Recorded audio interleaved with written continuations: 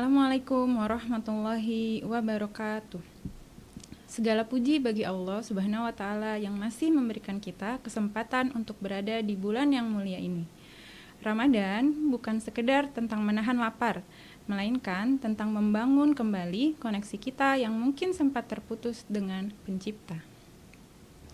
Dalam Al-Quran, terdapat sebuah ayat di surat Al-Baqarah ayat 186 yang berbunyi, Bismillahirrahmanirrahim. Wa idza sa'alaka ibadi anni fa inni qarib ujibu da'watan da'i idza da'ani falyastajibu li wal yu'minu bi la'allahum yarshudun. Artinya, dan apabila hamba-hambaku bertanya kepadamu Muhammad tentang aku, maka sesungguhnya aku dekat. Aku mengabulkan permohonan orang yang berdoa apabila dia berdoa kepadaku. Hendaklah mereka itu memenuhi perintahku dan beriman kepadaku agar mereka memperoleh kebenaran. Dari ayat tersebut akan ada 5 poin yang akan saya bahas. Yang pertama adalah ekspektasi kasih Allah. Kata iza dalam bahasa Arab, Allah menggunakan kata iza yang artinya apabila atau kapanpun. Dalam bahasa Inggris berarti when. Bukan menggunakan kata in, yaitu jika, atau dalam bahasa Inggris berarti menggunakan kata if. Penggunaan kata ini mengandung makna yang sangat dalam. Allah tidak mengatakan jika hambaku bertanya, melainkan mengatakan apabila atau kapanpun hambaku bertanya. Nah, ini menunjukkan bahwa Allah sedang menunggu kita. Allah memiliki ekspektasi bahwa kita pasti akan kembali dan bertanya tentangnya. Kemudian Allah mengatakan, apabila hambaku bertanya kepadamu Muhammad, bukan jika hambaku bertanya kepadamu Muhammad. Kenapa? Karena Allah mengharapkan kita untuk bertanya. Allah menunggu kita untuk bertanya. Ini bukan sekedar kemungkinan, namun seolah-olah Allah berkata, kapan kamu bertanya? Subhanallah ya, ini adalah sebuah ekspektasi dari Allah dan sebuah permintaan. Kemudian pada kata wa idza sa'alaka, kata sa'alaka menggunakan pilihan kata lampau yang maknanya adalah sekali saja. Artinya, Allah berharap setidaknya sekali saja jika ada hamba yang bertanya tentang Allah, sekali saja tentang Allah, maka ayat ini sudah berlaku untuknya. Kemudian poin kedua yaitu kedekatan personal. Allah menyebut hambanya dalam sebutan ibadi yang artinya hamba-hambaku. Penggunaan kata kepemilikanku dalam Al-Quran biasanya hanya muncul dalam 2 kondisi, yaitu saat Allah sangat murka atau saat Allah sangat mencintai. Kita tahu bahwa terkadang Allah menggunakan kata dia atau kami dalam Al-Quran. Namun kali ini Allah menggunakan kata ku, hambaku.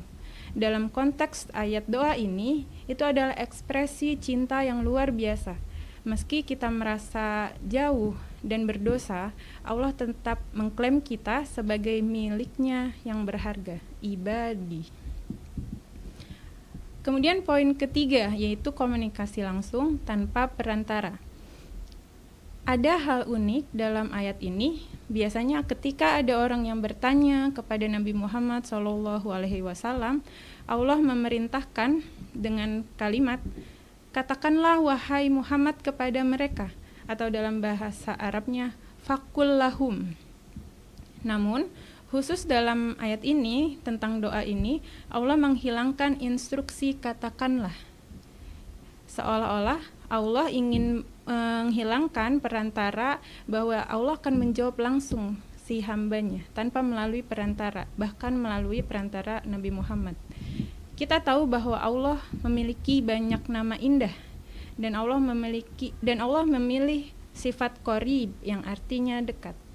Kita tahu bahwa kadang sikap kita berbeda ketika dekat dengan seseorang dan saat kita jauh dengan seseorang. Analoginya, jika misalnya ada seorang siswa di kelas, bagaimana sikapnya jika ia sedang berada di dekat gurunya? Bukankah dia akan bersikap berbeda? Atau ketika siswa sedang ujian, kemudian gurunya mendekat, bukankah sikapnya akan berbeda, menjadi lebih berhati-hati? Nah, seperti itulah analogi kata qorib yang artinya dekat. Poin keempat yaitu respon seketika atau dari kata ujibu. Allah menggunakan kata kerja ujibu yang berarti menjawab dengan segera tanpa penundaan. Seringkali kita merasa doa kita yang dijawab itu terpaku pada hasil yang kita inginkan. Padahal di saat kata-kata itu keluar dari mulut kita, Allah sudah memberikan responnya, terutama di bulan Ramadan, di mana ayat doa ini diletakkan tepat di tengah-tengah ayat tentang puasa, menunjukkan doa adalah inti dari ibadah kita di bulan Ramadan. Jika kamu atau kita benar-benar ingin mendekat kepada Allah, maka pertama, bacalah Quran, lalu panjatkan doa. Kemudian baca lagi Quran dan panjatkan doa. Baca Quran dan panjatkan doa. Itulah hal yang harus kita lakukan di bulan Ramadan. Jika kita memanjatkan doa, maka kita akan menikmati bulan Ramadan ini. Dan jika kita tidak berdoa, maka kita tidak akan menikmati Ramadan ini. Kegembiraan dalam Ramadan adalah ketika kita berdoa. Poin terakhir yaitu kesempatan bagi siapapun, atau dari kata dakwatad da'i. Allah tidak memberikan syarat apapun bagi siapa yang berdoa, maka akan dijawab. Allah tidak mengatakan hanya orang yang bertakwa atau hanya orang yang alim, tapi Allah mengatakan akan menjawab doa ad-da'i, yaitu dari penyeru atau siapapun yang memanggil. Sekalipun seseorang hanya berdoa 1 kali seumur hidupnya karena ia merasa sudah terlalu hancur, maka Allah tetap memandang orang itu secara spesifik dan spesial. Tidak ada alasan bagi kita untuk merasa tidak layak meminta kepada Allah. Bayangkan, analoginya jika ada seorang pegawai, dia hanya muncul 1 kali dalam setahun di kantor, maka respon normal yang akan dikatakan bosnya kemungkinan besar adalah, kamu siapa? Kemudian si pegawai ini menjawab, saya adalah pekerja di sini. Bosnya akan menjawab lagi, sejak kapan? Saya tidak pernah melihatmu.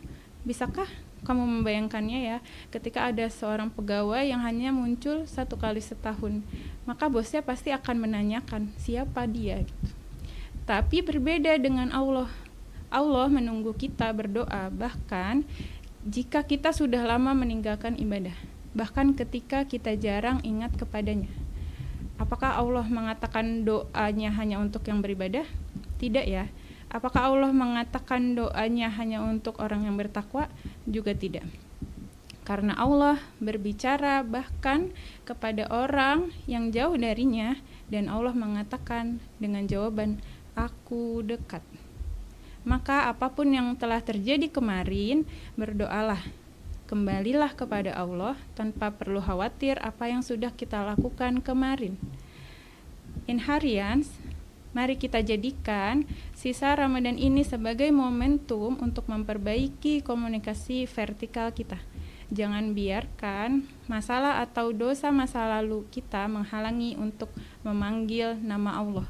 Allah sudah menyatakan bahwa Allah dekat, Allah menunggu, dan Allah pasti menjawab.